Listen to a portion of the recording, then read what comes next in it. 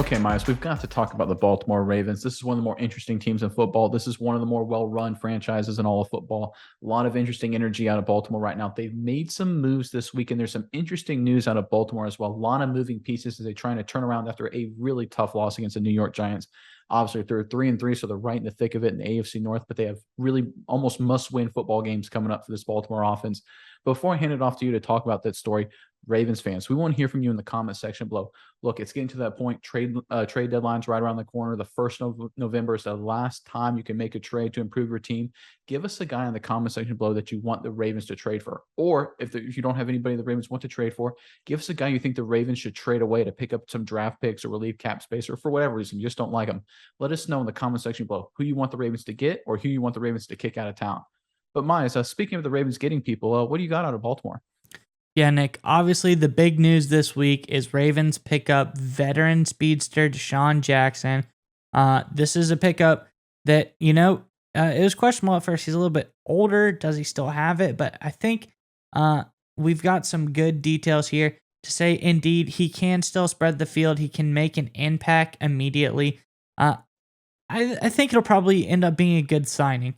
I think Baltimore has notably always been able to find guys later in their career who still have a little bit left to give. You think of guys like Anquan Bolden, you think of Steve Smith, you think of Mike Wallace. All these guys were, in the twilight years of their career, yeah, they came to Baltimore for one last hurrah, and they always played pretty well. So I think that the front office knows what they're doing in that aspect. So bringing in a guy like Desean Jackson, I think is a great football move. I think it will bring value to the team because, quite frankly, some of the other guys they've brought in this year haven't been up to snuff. Robinson hasn't been quite as impressive as I'd like him to be, especially last game. He didn't really, look too great for me. And ever since Bateman has been out, he's a big time part of this offense.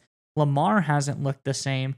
And, I think Bateman, Duvernay, Jackson, great trio of receivers to have out on the field. And Nick, it'll be a fast trio. And I'm going to leave you with this stat before you can get into it. Fastest players in the NFL this season so far. Number 1, Devin Duvernay, 21.6 miles an hour. Number 3, Rashad Bateman, 21.48 miles per hour. So 3 speedsters on the field. It's going to be kind of hard to cover. Yeah, and you bring up a good point about speed. I want to talk a little bit about why the Ravens offense has struggled in the days that ever since the days that Bateman got hurt against Buffalo. I think that's when he first aggravated his injury.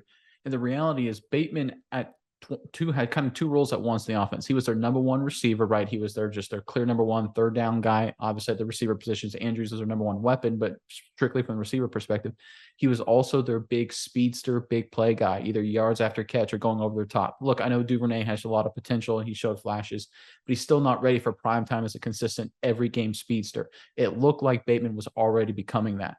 The problem for the Ravens is that when Bateman went down, they didn't have someone that could step up and replace either one of those roles, right? You didn't have a guy that could come in and do both because they relied on Bateman to do both, right? You see some guys that they lose, some teams they lose a receiver, right? And that's like he was their big play threat.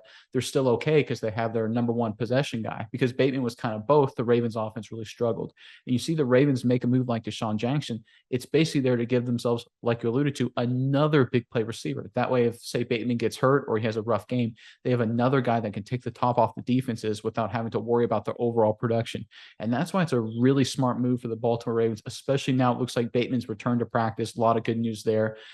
Potentially he'll be 100% good to go. We'll see how it goes. They definitely need him. But the addition of Desean Jackson means that even if Bateman isn't as good as he was earlier on, or if he misses more time, they're not so heavily limited on offense like they were before. That's why I love this move. And speaking of Jackson, his production, look, he's 35, but he can still make big plays. He caught 20 balls last year for 450 yards. But how about this, Mize? He had 4 catches of at least 35 yards, 4 big time plays. That would be huge for this Baltimore offense if he can get that kind of production this year. And I frankly think he can. Yeah, no, and that makes a good point.